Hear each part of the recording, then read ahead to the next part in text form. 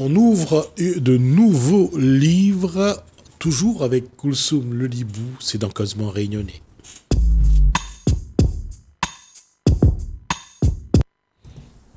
Rebonsoir Koulsoum Lelibou et bonsoir Alisiane Thomas.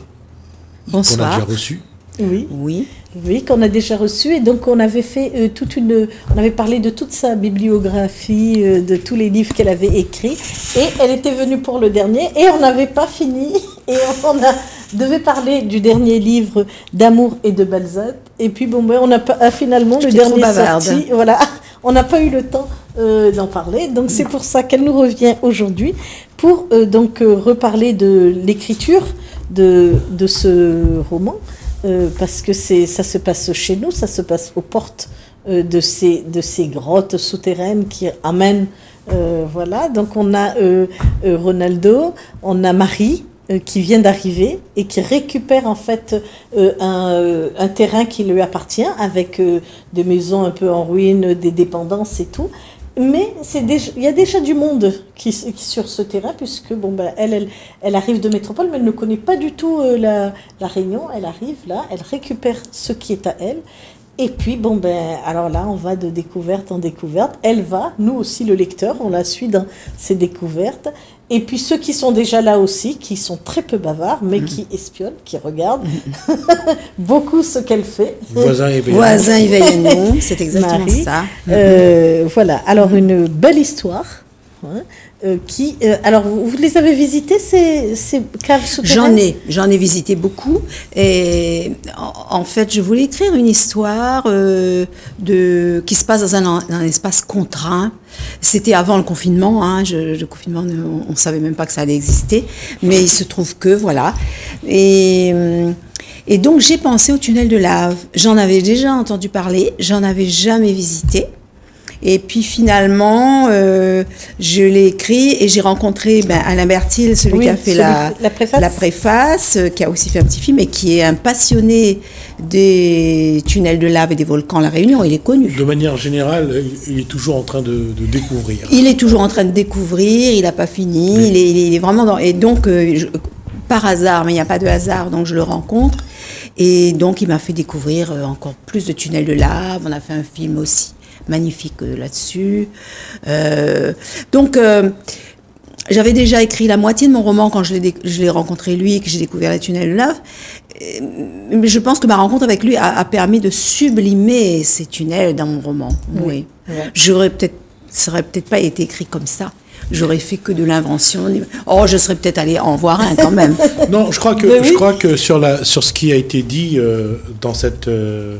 c'est l'image que vous aviez de ce tunnel, et c'est un paradoxe, mais en vous écoutant, c'est assez facile à comprendre, c'est la dimension que vous avez donnée à cet élément de la nature. C'est exactement ça, vous avez raison. C'est pas par hasard aussi que je le rencontre, alors que parce que ça aurait peut-être tout changé. Oui. Parce que j'écris toujours comme ça, de toute façon. Tous mes romans, c'est comme ça. Même quand j'écris sur un endroit qui est connu, je ne vais pas voir d'abord pour écrire. J'écris. C'est mon imaginaire qui s'empare de la chose, du sujet. Et après, je vais voir pour éventuellement rajouter des choses.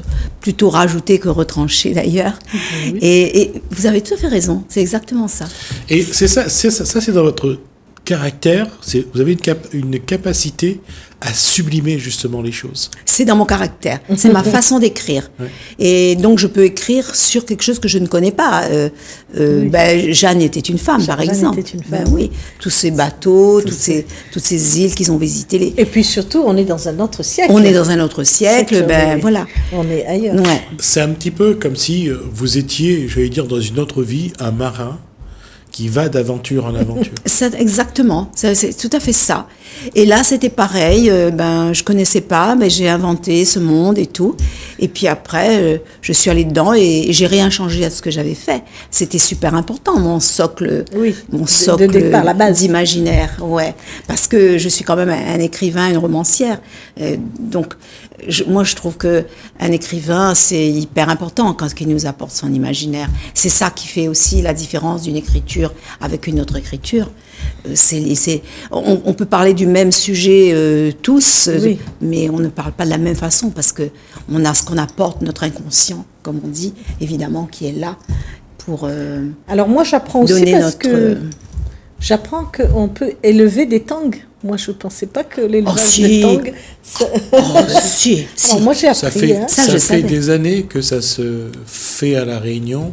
Il y en a qui le font un petit peu, comme dire, un élevage sauvage. Sauvage. Et actuellement, il y a certains qui font des projets pour pouvoir, et je le dis vraiment parce que je connais ces personnes-là, je les ai rencontrées, ils sont en train de voir comment élever des tangs à La Réunion, pouvoir vendre la viande après. C'est une réalité. C'est ce que dit Ronaldo. Oui, parce Le- que ce c'est petit garçon Ronaldo, qui oui, a voilà, 9 ans. c'est son projet. Oui, c'est moi qui dis ça, mais Oui, évidemment, moi je pense bien que c'est sûr. possible. Hein. En plus, moi je suis assez rêveuse Tout à aussi. fait. Moi je Il y suis. avait quelqu'un de Sainte-Suzanne qui est Bien parti sûr. faire cette activité dans les Hauts-de-Salazie à Grand-Tillette. Oui. Il élevait On n'est pas Il y en très a, loin, hein. on est à l'îlette des citronniers. Nous, donc- on a les mettre des citronniers, Pas très on loin. peut le mettre où on veut. Et ce petit garçon, il dit, moi je vois bien, plus tard, je me vois Oui. bien éleveur de tangs pour fournir Parce de que la l'école viande et lui, dans c'est toute la pas ça. Réunion. Ouais. Et c'est d'autant un paradoxe. Qu'est-ce qui explique que le tang est entré dans la tradition réunionnaise? Ben, ça a été importé, je le dis dans le roman, Oui. pour servir de nourriture carnée au XVIIIe siècle, quand les gens mouraient de faim. Et puis pendant la guerre, moi j'ai bien connu mon grand-père, on était trop contents de trouver un tang Ah ben oui. Et d'avoir un bout de viande. et d'avoir un bout de viande quand il fallait manger, quand on n'avait pas de viande du tout. Donc tout le monde mangeait du tang. Ouais. Et puis, Il y avait la chasse aux oiseaux, il y avait oui, voilà. La colle, pêche. là, oui. la également. pêche, bien sûr. Voilà. Donc, on va peut-être en reparler. C'est pas pour rien que j'ai pris ce Oui. symbole, évidemment. Hein. Oui, du tang. Du tang, c'est le retour. Mais vous me poserez certainement la question là-dessus. Hein. C'est le retour aux pratiques ancestrales Ben oui. qui vont être absolument vitales pour nous demain. Et même aujourd'hui, parce qu'on est dans le mur de la consommation, Bah, et on est une île, il faut qu'on importe. Enfin, Et puis on est dans un moment, dans un temps où là, il y a une indécision. Bien sûr. C'est-à-dire que de changer son alimentation. tout à fait. Et c'est vrai que quand on regarde, et c'est pour ça que se pose le problème des produits locaux qui augmentent, c'est que la demande commence à être plus forte. Les gens se tournent vers des produits plus naturels aussi. Ben, il y a ça aussi. Ah, bah oui. Ah oui, mais on est, c'est tout un contexte. Voilà. Tout un contexte, tout à fait. Ah ben Ouais, oui. ouais. Et c'est pour ça que je C'est dis que favorable. quand on regarde la façon qu'on a d'évoluer, on est en train de revenir à des traditions qu'on avait avant, que nos parents avaient avant, Tout et à qu'on fait. essaye de retrouver aussi. Tout à fait. C'est ce que le livre est un peu là-dedans. Après, j'ai retravaillé un peu plus sur ce sujet-là, plus vraiment spécifiquement dans un album qui va sortir au mois d'avril, qui s'appelle « À fleur de terre ». Un avenir désirable, avec c'est un album là, avec la dessinatrice Julie Bernard qui a fait les dessins. Moi j'ai écrit les textes en poésie et avec l'appui scientifique d'un jeune ingénieur à Grenoble, il se trouve que c'est mon fils, mais c'est pas grave, qui fait sa thèse sur autonomie alimentaire et énergétique à La Réunion. Donc finalement, cet album, c'est autonomie alimentaire et énergétique à La Réunion. Ah oui. Et puis, il y a un lien qu'on peut faire entre cet album-là et cet album-là. C'est votre, j'allais dire un petit peu votre passion pour le monde souterrain. Oui, toujours, il y a toujours du monde souterrain. Ouais, parce que le tang vit Oui, dans des trous, Dans des trous, oui, tout, oui. Et puis le personnage. Alors le personnage. Moi, le monde souterrain, excusez-moi, le monde souterrain, j'ai une grande passion pour le monde souterrain. Dans tous mes romans, on trouve des grottes, on trouve toujours ça. Je ne sais pas pourquoi, c'est comme ça. Vous êtes à la recherche d'un trésor. Je suis à la recherche d'un trésor, pourtant j'ai écrit un livre qui s'appelle « Je veux ma place au soleil », qui est la recherche d'un trésor aussi, finalement. Ce garçon, il cherche un trésor, hein, donc je veux ma place au soleil. Ben, j'ai peut-être pas trouvé encore. Et je continue à chercher. Vous avez la vie devant vous. J'ai la vie devant moi, oui. Et donc, je voulais revenir sur le personnage, donc le muet, Angelo. Angelo. Voilà. Alors, Ronaldo, Angelo, je me suis dit, allez, les garçons, là, ils sont tous en haut. Hein. Oui, mais parce que dans les hauts, souvent, on trouve ces noms de prénoms. Moi, Angelo, c'est un nom des années 60, 70. Et d'ailleurs, il y a une chanson là-dessus. Oui, il y a une chanson là-dessus. Oui. Et Ronaldo, c'était plus facile. On avait cet avantage avant, dans les années 70, 80, de changer les prénoms, d'en faire ce qu'on voulait, quoi. Quelqu'un qui avait un prénom, il s'appelait Isabelle ou autre, il y avait toujours quelqu'un qui va modifier ce nom. Oui.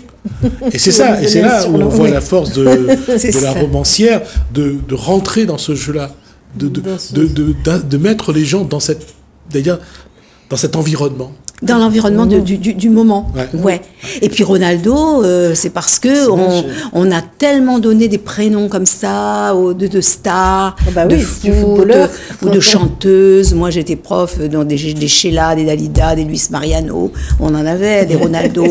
Donc, je me suis dit, mais ce petit bonhomme, il faut absolument que je lui donne un prénom comme ça. Et après, je lui ai trouvé toute une histoire en écrivant. D'abord, j'ai pensé au prénom.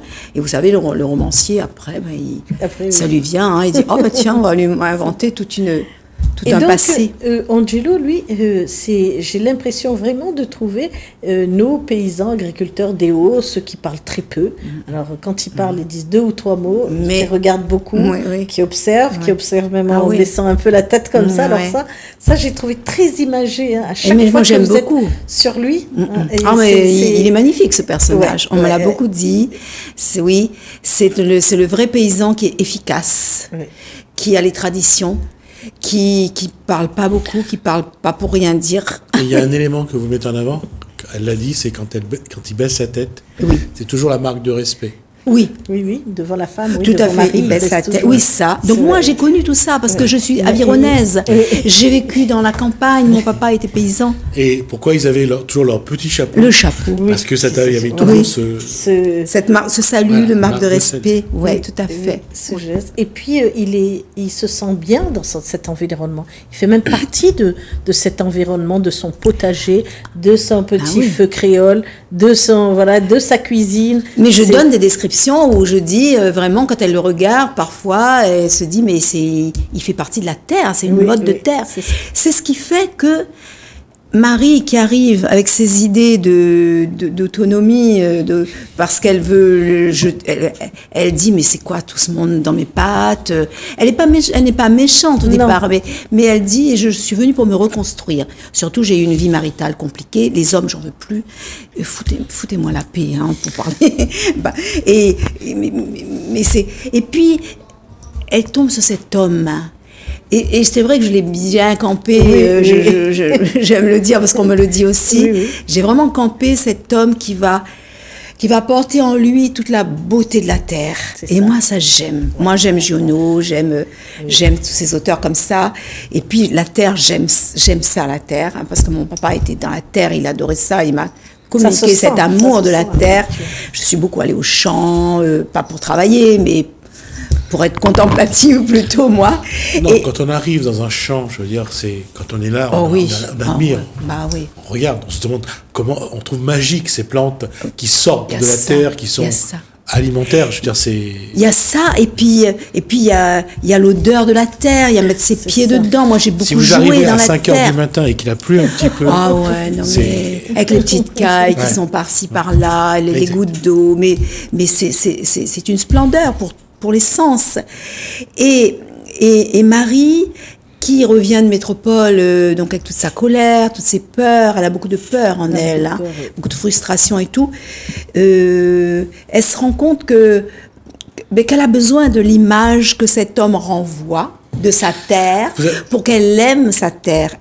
Donc elle a envie de le mettre dehors, mais après, plusieurs fois elle y va, mais elle recule, elle recule. Vous avez réussi un petit peu à la main d'un psychologue à créer le yin et le yang. Tout à fait. Donc celui qui ne demande rien à personne, celui qui est là et qui vit, et celle qui est dans une rébellion envers elle, envers les autres, et qui se cherche. C'est tout à fait ça. C'est exactement ça. C'est exactement ça. Et l'idée, c'est de s'équilibrer là les deux. Hein. Donc on est dans le yin, le yang, on s'équilibre. Et c'est ce à quoi... on se porte pour évoluer. Et c'est ce à quoi on doit tous arriver finalement. Oui, finalement. Mais c'est vraiment bien écrit, c'est vraiment bien préparé.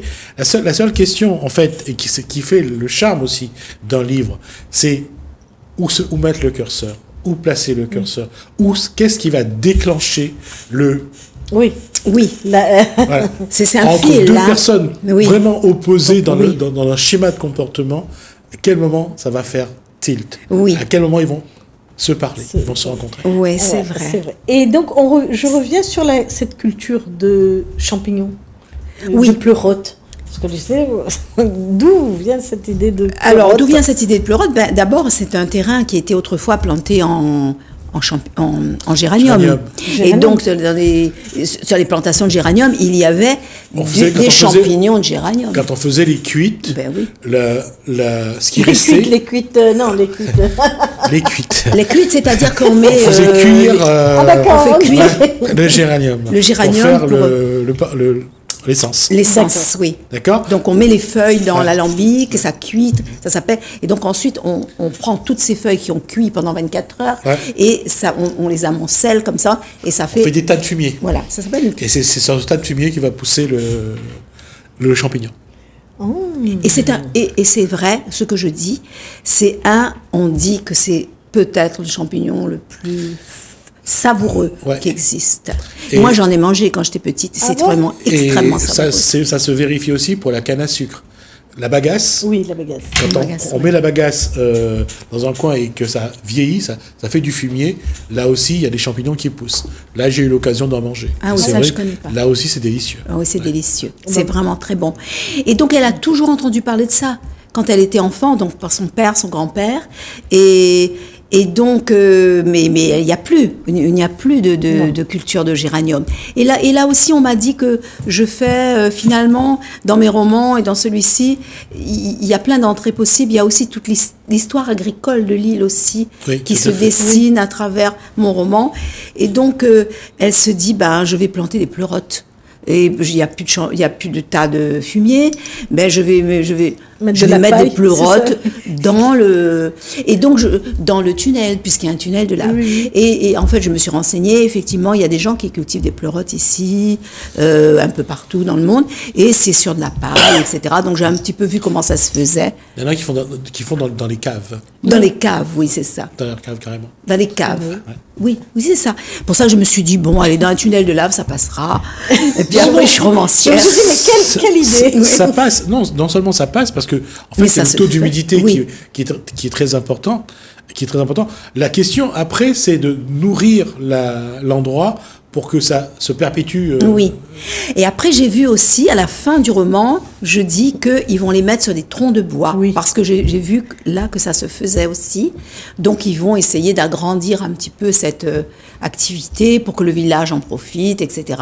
Là, du coup, tout le monde a donné la main. Le yin et le yang, il est bien rétabli. On est sur le fil. Mais c'est bien, cette histoire de yin et yang, je n'avais pas pensé. Je ne voulais pas dévoiler la fin, ni dévoiler trop de choses. Non, mais on a parlé du champignon. Je voulais juste dire, à la façon où elle raconte, que Lisanne Thomas raconte l'histoire, ça en vaut la peine, parce qu'elle peint des paysages, elle peint des personnages. À la façon où elle décrit, ça, elle vous transporte dans ces lieux-là. Et c'est ça qui fait la force parfois d'un ouvrage, c'est de ressentir les choses. Et parfois on se plaignait de Balzac qui prenait, j'espère qu'il était bon en préliminaire lui d'ailleurs, mais Balzac mettait vraiment du temps pour installer le préambule, pour installer le décor. C'est important. Moi j'aime ça. Ouais. J'aime que mon lecteur il soit vraiment dedans. De toute façon, moi quand j'écris, je suis dedans, je suis pas ailleurs. Donc c'est ce qu'on me dit, j'amène toujours le lecteur en fait. Oui. C'est important pour moi quand je lis un roman. C'est important le préambule, mais il faut éviter quand même de faire du Zola parfois, parce que... Oui, Zola, c'est autre chose. Émile Zola, quand même, mettait vraiment donnait pas vraiment envie parfois dans son préambule de lire l'histoire, quoi. C'était tellement long, c'était tellement quelquefois c'est trop long. fastudieux. Parfois oui. Oui. Mais bon, j'aime bien du Zola aussi. Mais Oui, bon, j'aime bien. Moi aussi, Parfois il y a des passages, des passages tellement longs, surtout dans l'Assommoir. Oui. L'Assommoir aussi très bon, hein, l'Assommoir. L'Assommoir, il y a des moments où c'est vrai qu'il est un peu long. Oui. Et moi, alors pour rester surtout pour les jeunes, après, ils n'ont plus envie de lire. Donc c'est vrai que j'essaye de trouver, mais après je fais comme je le sens, hein, donc il se trouve que c'est équilibré, je crois. Pour rester dans la littérature, alors j'aime bien aussi cette écriture où vous introduisez, vous interpellez le grand-père.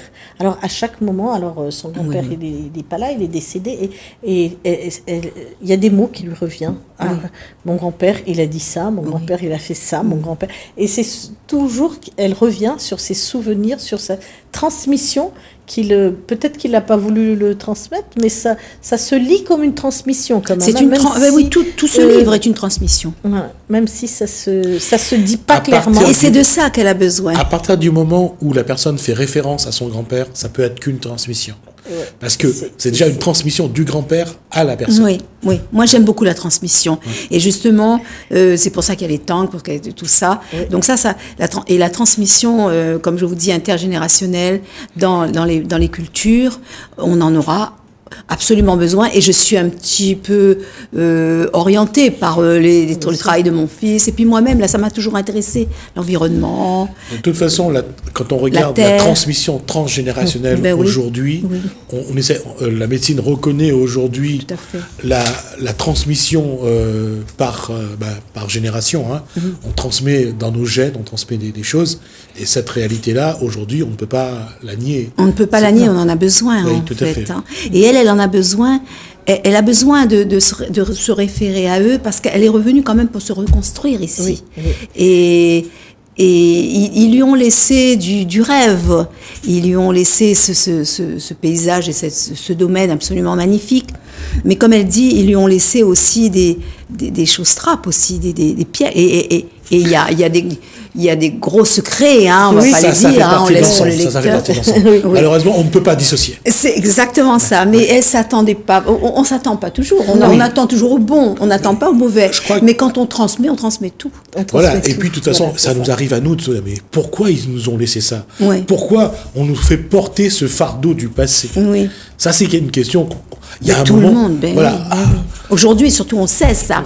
Sauf que il faut qu'on remercie parce qu'avec le fardeau qui est un peu ombre, il y a aussi tout le sac de lumière qu'on nous donne, les qualités, l'intelligence, les beaux yeux, les beaux cheveux. On est bien content. Et puis, exactement comme disait Lisiane Thomas, je veux dire, à un moment donné, de toute façon, on ne peut pas vous donner que du bon. Il faut aller chercher aussi dans ce qui fait souffrir, ce qui nous éprouve, parce qu'on a besoin de ça. C'est un petit peu comme l'histoire de ce papillon qui naît et qu'on regarde sortir de sa chrysalide. Est-ce qu'il faut l'aider ou pas? Toute la question est là. Et on a envie d'aller aider le papillon pour sortir de sa chrysalide. Mais si on le fait, qu'est-ce qu'on fait comme bêtise? On peut lui casser un bout d'aile. Non, même pas. C'est que il a besoin de passer par là. Il a besoin de passer par là pour renforcer ses ailes. C'est son étape. Voilà, c'est son étape. Et c'est pour ça que je disais que ces épreuves-là sont nos étapes à nous. Sont nécessaires, hein, il faut te remercier pour tout. Hein. D'ailleurs, c'est pour ça que ce roman, c'est une évolution vers l'amour, en fait. Vers l'amour universel. Comme le titre le dit. Voilà, on part de l'ombre. Voilà, on part du basalte qui peut être froid, dur, qui enserre, qui est étroit. Et il faut... avec de l'amour, et en se délestant de ses peurs. Hein, oui, parce que quand elle prend le sécateur, il y a des images fortes quand même. Hein. Au début, quand elle commence à couper, on sent que là, ça y est, elle s'implique, elle s'attache. Voilà, c'est ça. Je vais vous interrompre parce qu'on a déjà dépassé de 4 minutes le temps qui nous est imparti. Donc, merci Lisiane Thomas. En tout cas, ça montre à quel point c'était vraiment intéressant. Et j'espère qu'on aura le plaisir de vous revoir. Oui, pour les autres qui vont sortir. Celui qui va sortir en avril, avec plaisir. Merci, Koussoum Lelibou, c'est moi qui vous remercie. Merci à vous de nous avoir suivis. Merci Hélène, merci François. Je vous dis à bientôt.